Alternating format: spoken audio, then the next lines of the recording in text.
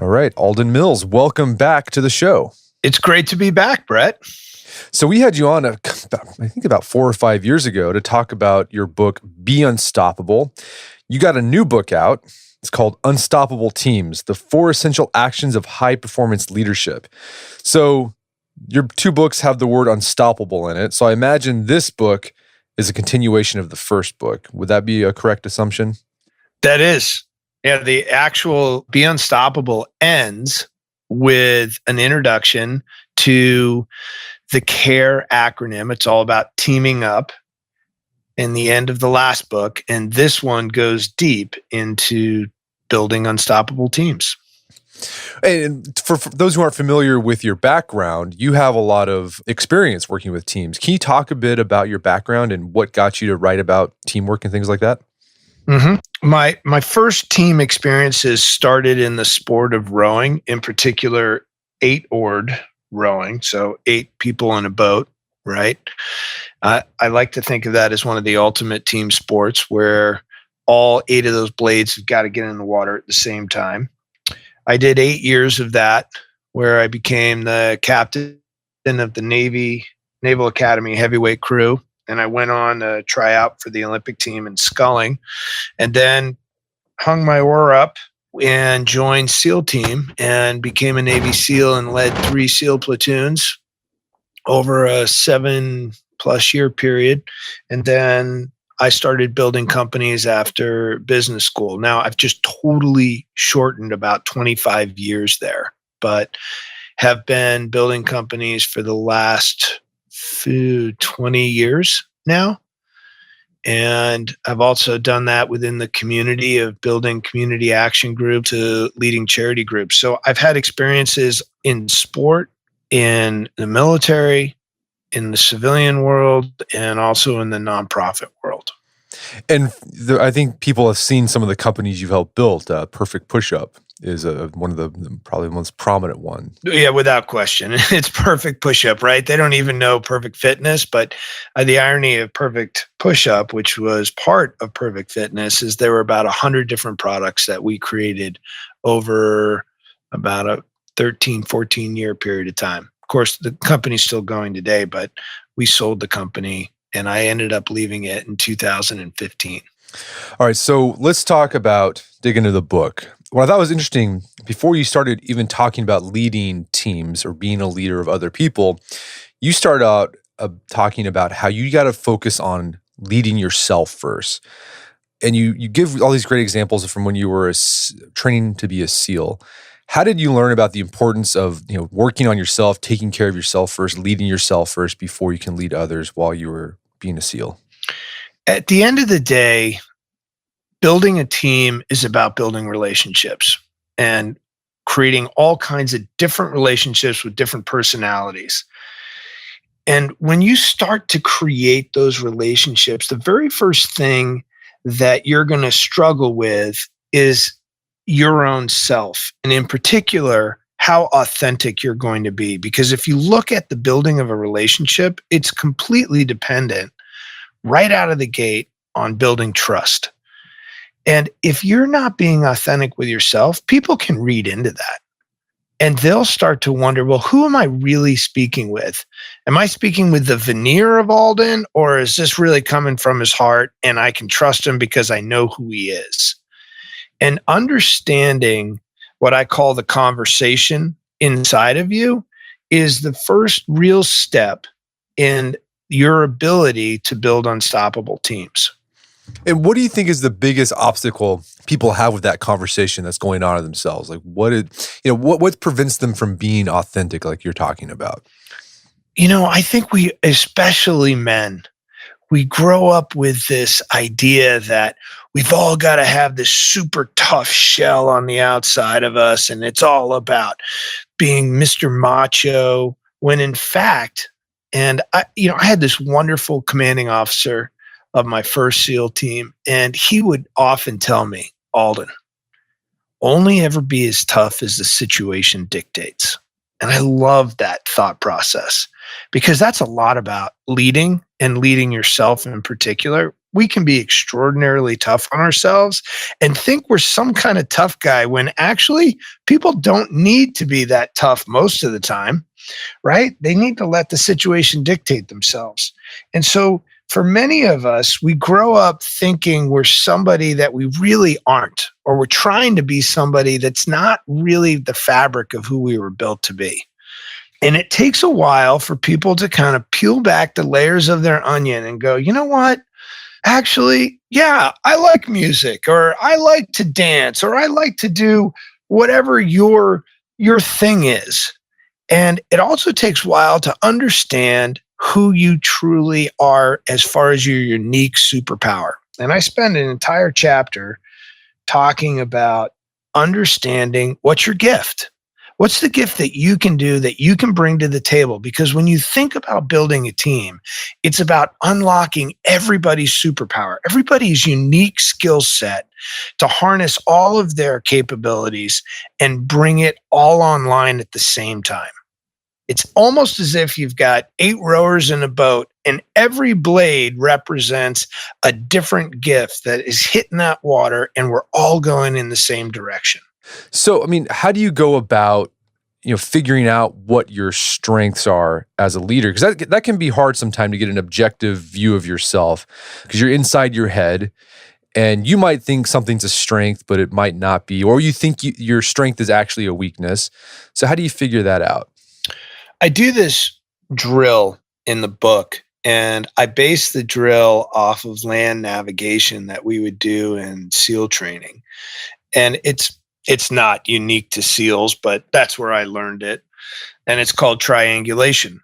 And in triangulation, you need 3 points to get yourself into some semblance of a position when you're out in land navigation. And you'd pick 3 stationary objects that are usually on a map. And then you shoot these lines, and then you end up creating this little triangle box on a map. And the reason I offer that up is that it's pretty similar to what you want to do for a simple way to find your strengths instead of going through an exhaustive testing process. And the 3 immovable objects that I recommend people doing are finding 3 people from 3 different communities that they trust. An example, one could be in a family member that is close to you. One could be a professional member that perhaps doesn't work on your team or maybe works as a colleague in your organization. And then the third one is a friend, somebody who sees you in a more social setting, but has a good feeling about, has a good understanding of you. And ask them the question, if I were going to save your life with the only one strength that I have, what would it be? How would I do it? And would somebody say, oh, you're such a motivator. You'd inspire me to get out, and that's how you'd save my life. Or you're a great writer. You could write my way out of this. Or, you're really great at building consensus. Whatever those things are, but that gives you're after a verb. You're after a verb of what your strength is. Is it inspiring? Is it communicating? Is it listening? And figure out what that strength is, because we all have a strength. We're not built to do it all. We're actually built to work with others. We need each other to figure out ways to go and do something greater than any single one of us could do by ourselves. So it's a pretty natural process, and you should feel very comfortable knowing, hey, newsflash, we're not perfect. And what is that one thing that I can really bring to the table? We all have that one thing. So that triangulation process is a simple way to get yourself started to figuring out what you're really good at. I imagine you do the same thing for your weaknesses too. I can see I've had that experience where I thought I thought something was a strength, but it's actually a weakness. But I had so much ego invested, no, I got to do this thing because that's what I'm supposed to do as a leader. But it would have been better if I would have just recognized, no, that's not my strength. I have a strength somewhere else. I should focus on that. I couldn't agree with you more. And the greatest teammates are the ones that can hold up the proverbial mirror to you and say, this is actually what you're good at and what you're not good at. And if you can be humble enough, which is a key component to being a leader, then you'll be able to adapt and recognize where your true strength is and bring it to the forefront and help build out an unstoppable team. So besides figuring out what your strengths are and what your weaknesses are, one of the other aspects of leading yourself is taking control over the things that you can control, particularly your thoughts, your emotions, and your actions. And you created this little formula to help yourself and other people to get a better grasp of these things. It's the focus, feel, act formula. Can you walk us through that a little bit? Yeah. And I will tell you, there is a story that I associate it with, and it's with our first phase SEAL instructor. And he was a character. He had this deep Southern accent, and he had his left butt cheek was blown off by a rocket-propelled grenade in Vietnam. And he brought us all together before we were to take this final test.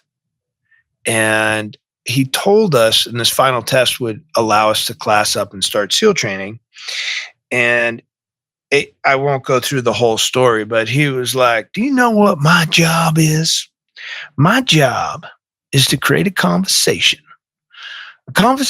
between here, he's pointing at his head, and here, he's pointing at his heart.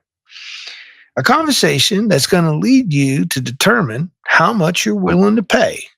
And what he's talking about is how much are we willing to sacrifice to make it through SEAL training. He goes on and he talks about the fact that 80% of us only are thinking about being a SEAL on a sunny day. And sure enough, that little conversation that he gives us that went for about 10, 15 minutes results in half the class not passing the test. So we start with 122 guys that on average took 2 years to get there. And 64 of them, 7 weeks later after pre-phase training, fail a test that they'd already passed 3 or 4 times before. And the whole thing about SEAL training is getting yourself to focus on what's most important, on the things that you can control. And I call that conversation the conversation between the whiner and the whisperer. And the whiner is the thing in your head that's going back and forth, telling you what you can't do because it's so much pain, or getting you out of the comfort zone. And the whiner is that feeling that's deep down in your heart saying, get up, try again, right? The whisperer keeps going to you. Come on, do it again, do it again.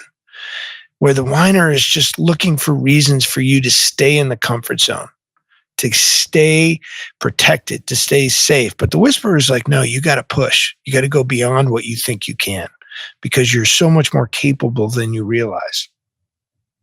And the large majority of all SEAL training is getting you to focus and starting to appreciate what you can and can't control. And so the focus, feel, act is really that. Focusing your mind, feeling your emotion of why you're doing that in the first place, and then taking an action. You see, at the end of the day, focus funnels your energy into taking an action. And that's what the focus, feel, act formula is really all about. And you gave this other great story from your time at Buds, where you almost got medically cut because you had some issues with your lungs. Yeah, that's true. Yes. Yeah, are you asking me to tell that story? Yeah, I mean, tell that story. I mean, and how you this is an example of you using that sort of formula to help you overcome that. So I'm not particularly proud of this, but I was diagnosed as an asthmatic at the ripe old age of 12. And by the time I showed up at Buds, it was 10 years later. I was 22, and I had been taking asthma medication for 10 years. I had been kind of squirreling it away in the Naval Academy. And by the time I had gotten to Buds, I was pretty good at hiding taking this pill. And the pill was this Theodore medication that I had created this crutch in my head to realize, like, okay, I need that. That will keep my lungs clear while I go through this. What ends up happening in second phase, we're out on a 3-mile swim, my lungs filling up with blood, and I end up getting pulled out of the swim, and they bring me into medical. They take a bunch of blood tests. I'm now removed from the class. And they look at me and they're like, you are taking some kind of medication. What are you taking? You're an asthmatic. And I told them what I'd been taking. They're like, yep, you're out. You're getting a medical drop. And I said, you know what? I'm really not asthmatic. I've just been taking it because I thought it would help me get through the training and keep my lungs clear. We all look for a crutch of some sort when you're going through that. And they said, we're giving you an out. Don't you understand? You made it through Hell Week. You're halfway through training. You shouldn't have even made it this far.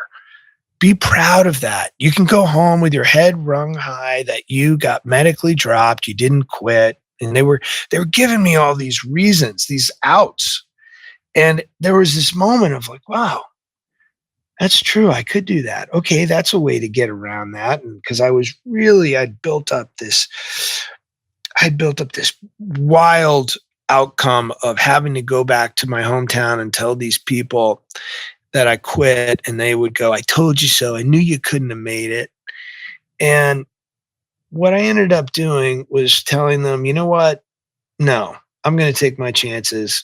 I don't need this medication. And they're like, oh, really? Okay, we're going to pull you out of the class. We're going to put you through the methylcholine challenge. We're going to ship you over to the San Diego Balboa Hospital, put you in a box, and we're going to pump mist in there, and we're going to watch your lungs freeze up. Not a joyous moment. And I end up passing the test, but I also made the decision that I had to stop taking that medication. And I really ended up saying to myself, okay, if I can't make it through SEAL training without this medication, then maybe this just wasn't meant to be. But what I'm not going to do is focus on the fact that, oh, gee, I think my lungs are feeling weaker today because I don't have the medication. I flipped the focus to focus just on taking the next steps, taking the bigger breath, on not focusing on the fact that, oh, I don't have that medication anymore. And that would be an example. And the other thing I built up was the whole element of what I call an outcome account. And an outcome account helps you put into perspective your emotions. And that's understanding 3 important things. What's the outcome? Who does it impact? And how does that make you feel? And I draw this T, and it's in the book, and there's a positive on one side and there's a negative on the other side. And when you look at both sides of that equation, the positive, let's say, of making it through SEAL training versus the negative of making it through SEAL training, which one motivates you more? Which one makes you feel more motivated to make it through? I'll be honest with you. It wasn't the positive. I was more motivated in that particular case by the negative. And I drew up all kinds of what I call outcome movies of what it would be like 40 years from now, bouncing my grandkid on my knee and telling them, don't do what grandpa did. Don't quit. Keep going. I did not want to be the star in that movie. All right. So by getting control, like by leading yourself first, you're now in a position to lead others, right? No one wants to follow someone. If you tell someone in your team, hey, this isn't a big deal, quit run around with your head's cut off. If you're doing that, they're not going to pay attention to you and just ignore you. So you got to lead yourself first. Let's say, okay, you're that's under lockdown. You're getting that. It's in control. You got that going. Now you're in charge of a team. Let's go into talking about this care loop you've created. So the first part of the care loop is connect. Right. So what does that look like? So I want to bring out the premise of the care loop first, Brett. Sure.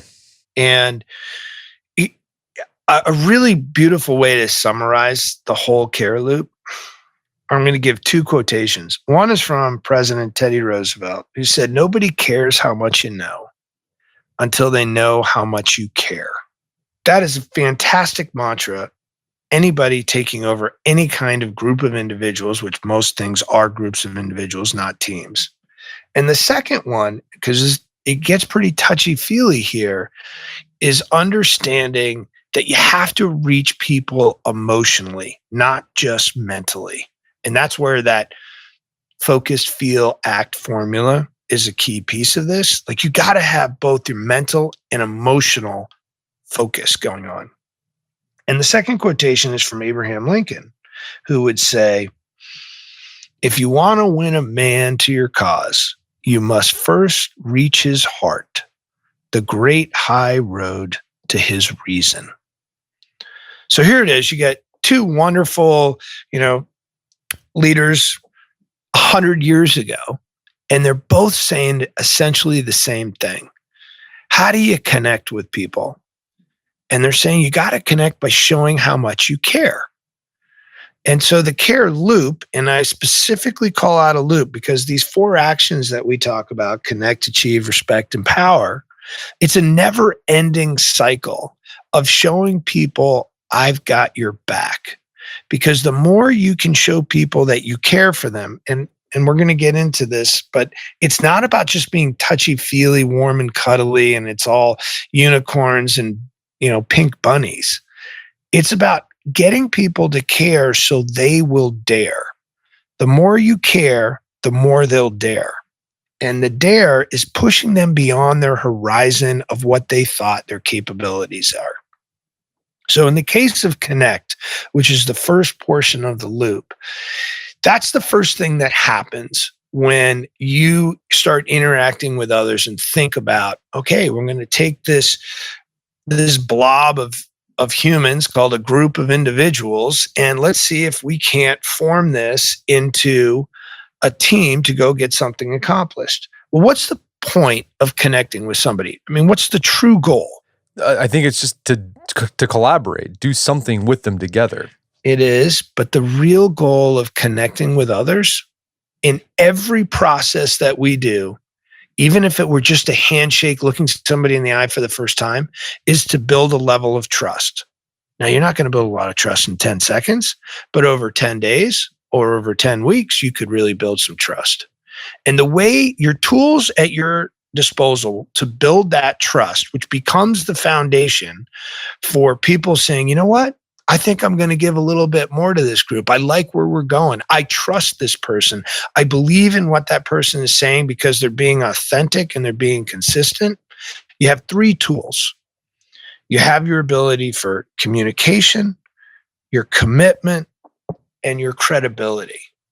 And those 3 C's there are the ones that give the integrity, your accountability, your consistency, and showing how much you care about them. And once you start to learn to build that trust rapidly and successfully, you can then move to the next segment of the loop.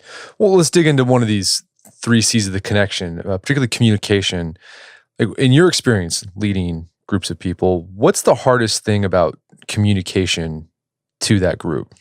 People blow off the importance of body language and tone. If you were to look at communication, it's broken down into 3 components at its bare bones basic. There have been studies out there and they would say communication is broken into body language, which represents roughly 55% of communication. When somebody comes up and looks at you, are you leaning in? They're looking at your eyes. Are you looking at them? Are you using your hands? Or are your arms crossed? You're not getting up from your desk. You're not even looking at them and your head's down saying, yeah, what can I help you with? What do you want? Right? That immediately sets the tone for somebody coming into your office. If you don't even greet them and get out from behind the obstacle that's between them called a desk or your computer. Tone, they say, represents 38% of somebody's communication. And tone can show the inflection from, do I really care? Or you're like, yeah, whatever. And you're monotone through the whole thing. I mean, you could imagine just somebody giving 2 different speeches, but one using vocal variety and one just being monotone, and they're just reading from a script. I mean, which speaker would you be more interested in listening to? Yeah, the one that's dynamic. Exactly. And that's exactly the same thing with people on a team. And then the third piece are obviously the words, right? And that comes down to about 7%. Now, the rub on that is, okay, great. I'm a great communicator, let's say, but communication is only going to get you so far. The next two pieces of it are your commitment and your credibility. You know, under credibility, where's that fall? Your competency. Do you know what you're talking about? Or are you willing to learn? Are you willing to listen to others? Your humility that comes in there, your commitment. Are you going out first and foremost? Are you asking people to do something that they know you'd be doing as well? Are you rolling up your sleeves and getting in there first? Are you setting that example? Because remember, as a leader, you're going to have to take that first step over the care bridge before somebody else starts saying, yeah, you know what? Maybe I'll do a little care back. And on that note, we are all built to reciprocate with care. If you were to walk through a door of a store and somebody is right behind you, you hold that door for that somebody. 99 out of 100 times that somebody will then look behind over their shoulder and see if they should hold the door for somebody else. But if you didn't hold that door, they'd probably just walk through and not think anything of it. Some people will just blow it off, They're living in New York City. They're just kind of used to doing that. But on average, that's the kind of, and it's a super simple example, but we reciprocate with care. We're wired to do that. Unless, of course, we're psychopaths and our amygdala and our brain isn't firing. We don't register emotion. But for everybody else, we reciprocate with care. And the reciprocity of care goes through these actions of connect, achieve, respect, and empower. Well, let's talk about that second part, achieve. And you say there are 5 A's to achievement. So why is achieve a part of this care aspect? And then walk us through those 5 A's of achieve, or some of them, and how that looks when you're trying to develop that with your team. So remember, and I dedicate another chapter at the end of the book to talk about the phases of going from a group of uninformed individuals up to an unstoppable team. The whole idea of building a team is to accomplish something.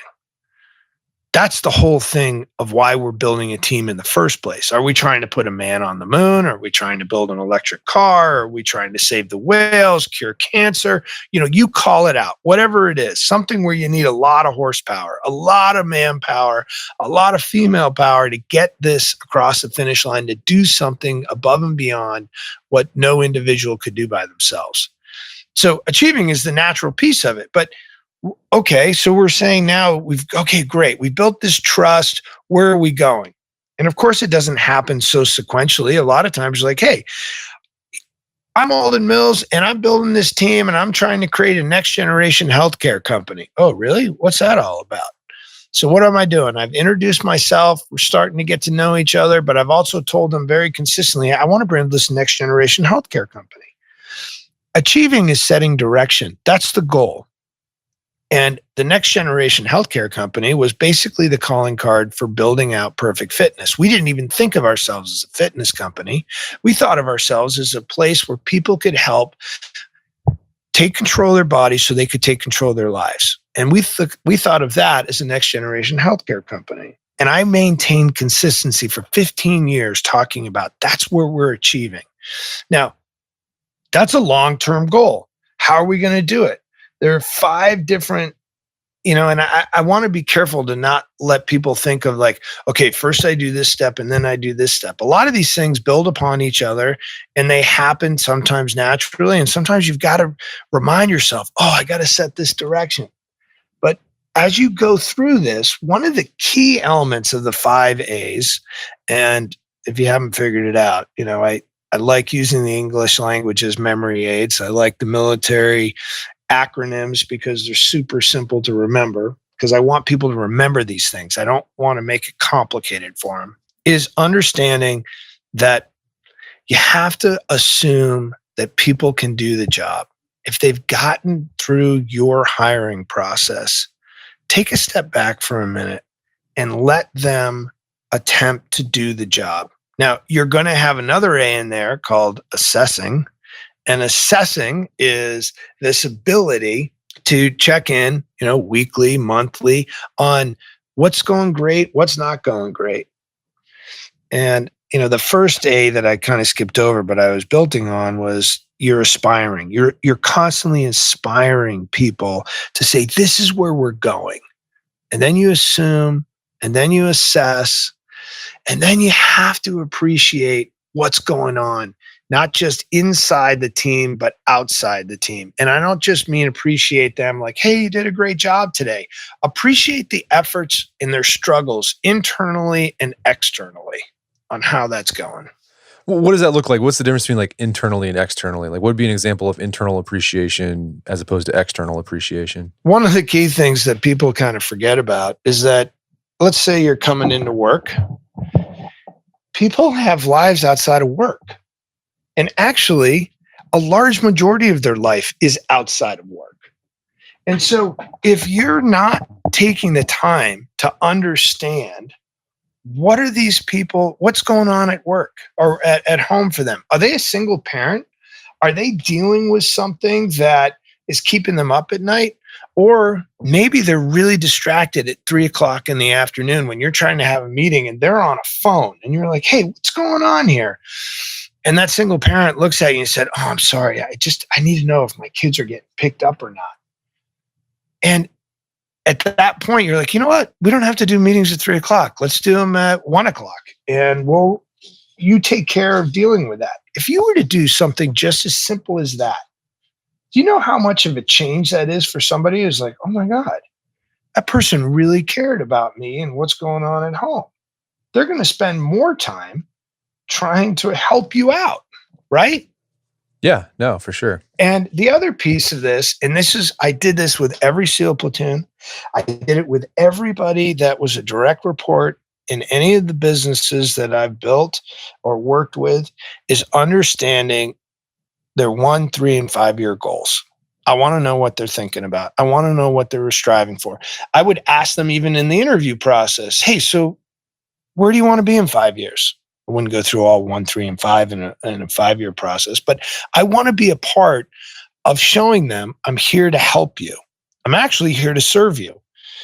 You'll see many times in the book, I will talk about to lead is to serve and to serve is to care. And another key piece of the achievement process is there are going to be times where people fail. They're going to fail miserably. And that other A is assuring them that we're making this progress, showing them we made this progress, picking them back up to have them keep going. Because we're all human, we will all make mistakes, and building out a team where everybody has your back is the quintessential component to creating a high performance team. I love that. But I've noticed like the appreciate part is something whenever I've been in groups and there's been a leader that goes out of their way to show their appreciation in the ways that you talked about as well, sort of the subtle ways that you overlook. Like, yeah, it does motivate you more to like work for them. And I think that you talk about this in the book too. There's studies showing that most people at work today, like they feel disengaged with their work. And they'd rather, and like they've done studies where people say they would rather have just someone say that you're doing a great job as opposed to more money. People want to feel like what they're doing matters. Without question. And understanding, I use an example that's probably been used quite a bit over the years, but President Kennedy walking through the halls of NASA, inspecting it back in 1962, and he goes up to this young man who's a janitor, who's mopping the floor, and he looks at the janitor and he goes, hey, tell me, what are you doing? And the janitor looks up and he goes, oh, hello, Mr. President. I'm helping put a man on the moon. Leaders will connect a purpose all the way up and down the chain where everybody feels like they're a part of the team.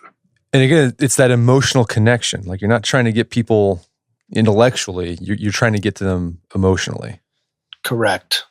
Okay, well, let's move on to that next part of the care loop, which is respect. How can we show respect as leaders of teams? Most groups get to the high functioning group with just connect and achieve. That's where it ends, right there.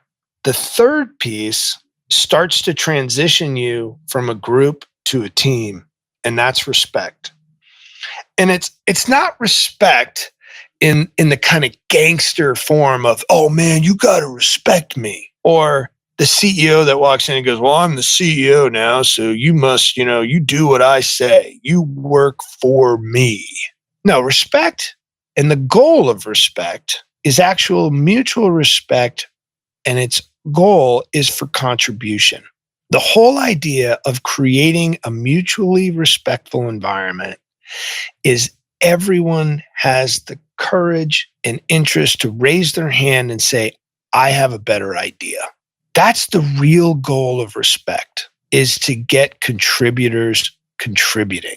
But they're not going to do it if they don't feel that their point of view, their idea will even be heard, let alone respected enough to say, well, let's check that out. That might be the solution to our problems. And a lot of leaders forget that you can get respect one of two ways, but there's only one that matters. The first way is through authority, a position of authority. You've just been promoted to VP. Congratulations. Or you've made the C level. Oh, now you got lots of respect, right? No, maybe for 10 seconds, 10 minutes, maybe for some underling who doesn't know you from Adam, but sees the word C in front of your name as the title, like, oh, I need to respect that person. But the moment you start opening your mouth, moving your body, making these decisions, they're going to make a decision if they really respect you on your actions. Authority or actions, you want actions for respect. And then the next piece is recognizing that. Well, I was going to say, you talk about sort of this dichotomy between authority and actions by talking about leading volunteers. I know in my experience firsthand, when I'm leading a team of volunteers for like a nonprofit or it's a church or like a civic group, like the way you lead is a lot different because you realize these people are just volunteers. Like they don't have to be here. They can, they're taking away time from their family, from their personal time to be here. So I got to be very respectful and like show that I'm in on this together, that I don't think I'm better than them, that I'm going to do the roll up my sleeves and do the work. But you also make the point that when at a job, like people don't have to be at the job either, or they can just quit. They don't need the job. So why not lead the same way as you would lead a group of, I don't know, adults or kids at a Boy Scout troop, the same way you'd lead at your workplace? I couldn't agree with you more. And that's what we talk about in the book, is leading as if they were all volunteers. And it's certainly in this high employment rate that we have, everybody's a volunteer, right? It's the same thing in SEAL team. We're all volunteers. I've watched SEALs go, you know what? I'm done. I don't want to do this mission. Take their trident off and leave. All of special forces, everybody in the military is a volunteer. Now, they may have some obligations to continue to serve, but they don't have to continue to serve on the front line. Of course, you want them to make that decision before you're out in the battlefield. But the same thing goes when you're talking about working in a community action group or with your church or your school. They're all volunteers too. They're doing it because they're emotionally driven to be a part of something that they think is important to them. It's the same thing at work. And if somebody's just skipping around from one place to the next, it's because they're not emotionally connected. They're only mentally connected and they think, well, it's just my bank account. I'll just work with that. But the moment you create a team and make them feel part of a tribe, make them feel like they're part of a family, it doesn't really matter how much you pay them or what kind of benefits you offer. The greatest benefits they have are being emotionally part of a family, a team, a tribe. Another part of this respect, part of the care loop that you talk about is when people on your team mess up, that can be an uncomfortable situation for both the leader and the led, because like no one, it's just an uncomfortable thing. But you said that it shouldn't be that way. And as a leader, you have the responsibility to show respect and create that culture of respect so that when someone messes up, instead of it being a moment of just like making them feel terrible, you use it as a moment where everyone learns together. And then you walk through like these 3 questions that you can sort of use on the fly as you're dealing with that situation. Can you talk about that a bit? Yeah. So let me just say, I use a couple of really great examples. I mean, I was fired up about Boston Children's Hospital that I spent some time with, and they spend a massive amount of their time. By the way, this is a hospital that has won top hospital, pediatric hospital for like 30 years in a row. 8 out of 10 of their divisions have ranked in the top 2 out of the top 10. I mean, it's a remarkable place. And what they do is they create such an area of respect that anybody and everybody is encouraged to raise their hand and say, I've made a mistake. And that's the whole key of respect, is getting people to willingly raise their hand and say, I made a mistake. Here's what happened. This is what I was trying to achieve. And here's what I'm going to do about it. Those are the questions. And the more you can get people to self-appoint themselves, to self-describe, like, hey, I made this mistake, or self-report, I've made this mistake, and this is what I was trying to do. This is what happened, and here's what I'm going to do about it. Then it's not a mistake anymore, right? We've learned from it. And we're great. In SEAL team, we would say, if you're not failing, you're not trying hard enough. And we also use this other term all the time, this saying of the more you sweat in peace, the less you bleed in war. Same thing with launching a product. Same thing with building a world-beating new idea and bringing it to reality. You got to work your ass off. And you're going to make a whole bunch of mistakes, right? You've heard that term before. Let's fail fast.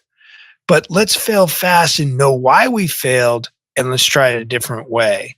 And no one should be ashamed. If they're feeling ashamed of making the mistake, then you don't have enough respect built into the equation. And the first person that should be raising their hand to saying, oh, look at this dumb mistake I just made, is who? The leader. Amen. And what I love about these 3 questions, so we've been talking about how as a leader, you're supposed to connect with the emotions. But these 3 questions, they're interesting because they actually diffuse those negative emotions. It gets you out of those negative emotions, which can start making you think irrationally and cause you to make more mistakes. And by just asking these 3 questions, like what happened? What were you trying to achieve? What were you going to do about it? It sort of just takes out the emotion completely, so you make better decisions.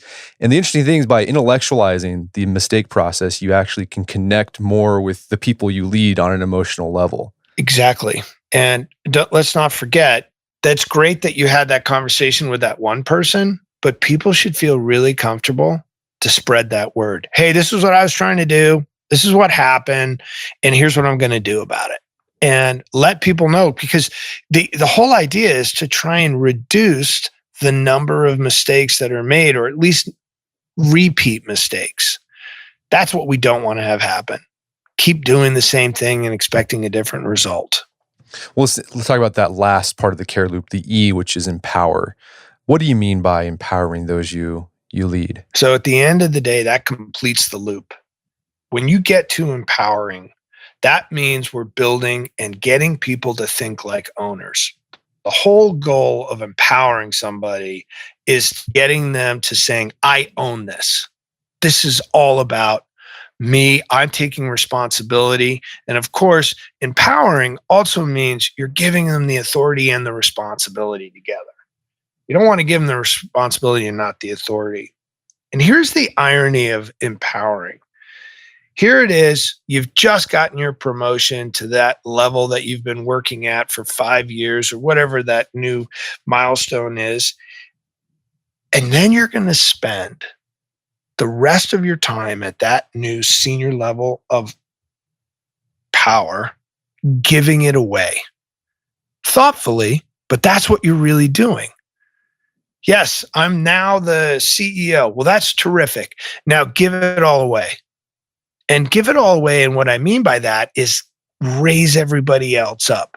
Because when you start to do that and then really empower people through what I call the surprise, 3 E's, through educating, enabling, and engaging with them and helping them succeed, then they're going to give you the best power back. And that power is gratitude. They're going to be so grateful that you help them succeed, that they are only going to help you succeed more. But you'll just keep giving. You'll keep empowering. You'll keep empowering by enclosing the experience gap, by saying, hey, here's what I've learned. I want you to stand on my shoulders and go beyond what I was able to do. And what will happen during this team process is that people will spin out of the team, right? Every year you look at a sports team, it's not the same team most of the time as it was the year before. Some people will spin out, others will come on, but a lot of people will spin out into different teams within your organization, but they'll take that care loop and it will start all over again. They'll spin out after they've been empowered, they've succeeded, and they're like, oh, we did this is great. Now they're going to go out and they're going to start connecting with new people. They'll start achieving, building respect, empowering them, and the loop just keeps going. I love this. And I want to reiterate the point that you've made throughout the book. This isn't just like a linear step-by-step thing that you're going, first you do connect and then achieve. Like this is going on all at the same time in a perpetual cycle. So don't think of it as a line, think of it as a circle. And important to note, this isn't a clean process. This is human emotion. This is building relationships where there is such a high level of trust that they will be willing to dare greatly. And that is like sausage making, right? It's messy. It's not perfect. This is very imperfect. But what I'm doing is offering up this framework, these guidelines, these actions to say, hey, here are the fundamentals. You'll adapt them to make them your way, to do it your authentic way. But don't ever forget, it will still always be based. The team is nothing more than a reflection of its leader. So be true to yourself, because faking it can get really exhausting over time. And they'll see through it anyhow. Well, Alden, where can people go to learn more about the book and your work? They can find me on my website at Alden, ALDEN, -Mills, MILLS.com. That's Alden-Mills.com. And they can find Unstoppable Teams at pretty much all your local bookstores and Amazon.com. Well, Alden Mills, thanks for your time. It's been a pleasure. It's been an honor. Keep inspiring. I love it, Brett. Will do. Thank you.